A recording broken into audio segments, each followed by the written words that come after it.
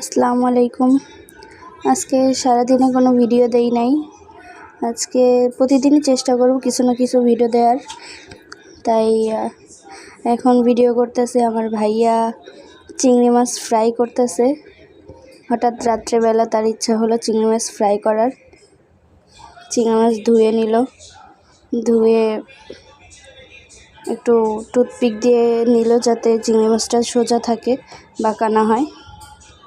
এবার ধুয়ে মশলা দিয়ে মাখাবে, হলুদ, মরিচ, লবণ, জিরা সব কিছু অ্যাড করে নিল, একসঙ্গে মাখিয়ে এবার একটু ফ্রাই করবে। যার কারণে তার হুটহাট এই চিন্তাভাবনা, যখন ইচ্ছা হয় তখনই বানিয়ে ফেলে। প্যান গরম করে সরিষার তেল দিয়ে চিংড়ি মাছ ফ্রাই করতেছে।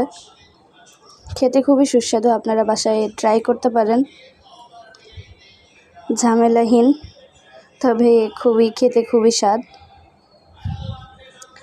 এই ছিল আজকের ব্লগ। ভালো থাকবেন আর বাসায় ট্রাই করবেন। খেতে কেমন লাগে আমাকে জানাবেন।